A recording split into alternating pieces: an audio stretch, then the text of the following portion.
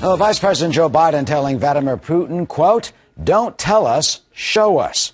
That after the Russian president told a conference packed with world leaders in Munich that Russia, he says, does not want war in Ukraine. Well, now he must prove that to the skeptics. Ukrainian President Petro Poroshenko made an impassioned plea as he met with Secretary of State John Kerry and Vice President Biden, and he asked the world to witness what is going on in his country. We make lots of press conferences demonstrating to the whole world of the Russian soldiers and officers which lost his way 100 kilometers from the border. Poroshenko there holding up passports from Russians who, as he said, lost their way. What a way to lose their way. Sadly, this way as fighting is continuing on the Russian-Ukraine border today, and the growing conflict has reportedly claimed the lives of 5 more Ukrainian servicemen and wounded another 26 just in the past few days and shows no signs of ending.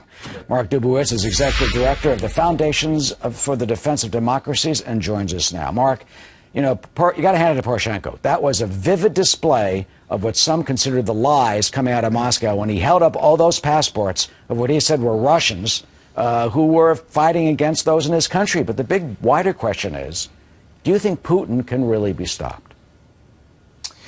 Eric, I don't think Putin can be stopped unless the President of the United States makes it very clear that the United States has red lines and that we're going to enforce those red lines against Vladimir Putin, against Iran's Supreme Leader Ali Khamenei, against Syria's President Bashar Assad. I mean, unfortunately, we sent the opposite message. We have no red lines, and these dictators essentially have our number. Well, he did send the red line on the chemical weapons to Assad, and, you know, we saw what happened there. They do say that the Syrian chemical weapons have been most removed from that country, but you're saying there isn't a real message there. Well, actually, Eric, you know, unfortunately what's happened is that the Assad regime removed some chemical weapons, particularly the sarin gas, and has replaced it with the use of chlorine gas, and it's still killing thousands of Syrians with it. So the Assad played us. Khamenei is playing us on the Iranian nuclear file, and Putin continues to play us by pushing deeper and deeper into Ukraine with military personnel from Russia, offensive weapons, and pro-Russian Ukrainian separatists who are really digging deeper and deeper into that country. Well, should we also, they want weapons, more defensive weapons. Do you think we should send them weapons to Kiev, or will that only inflame Putin even more?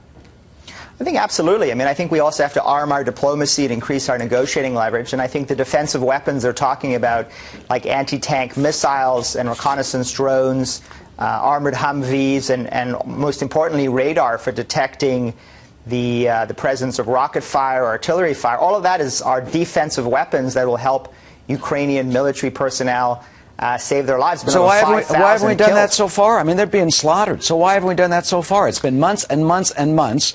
You know, we've seen these pro-Russian separatists invade another country in Europe. Really the first time that's happened since World War II. And Munich? I mean, please, this conference they're having this weekend is in Munich. Remember 1938 and the Munich Agreement? I mean, there are parallels and echoes of the Nazis and Hitler and Czechoslovakia with what's going on, with what Putin apparently is doing in Ukraine. Well, exactly, Eric. I mean, those are lessons that we should have learned and haven't learned.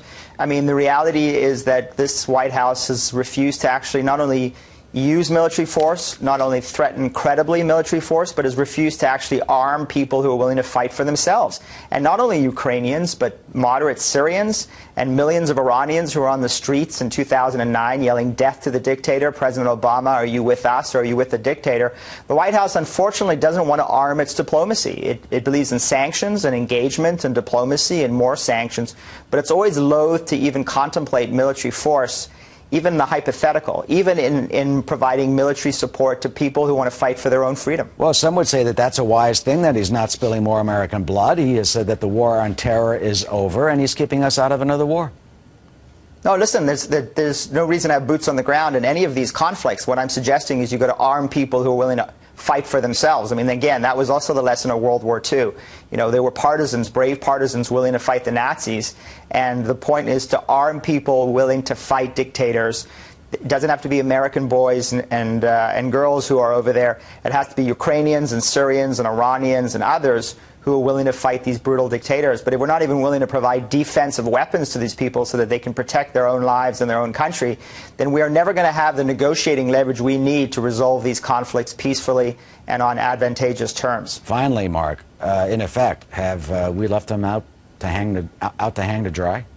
I think that's exactly what we're doing. We're hanging all these people out to dry. And you know, again, we are the United States of America. We are a superpower. And we have a responsibility to protect people around the world, to help them defend themselves.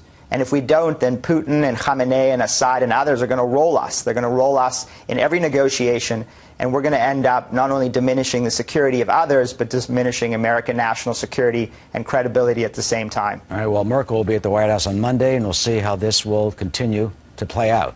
Mark Dubowitz of the Foundation for the Defense of Democracies, thank you so much for joining us, as always. Thanks for having me, Eric. Great.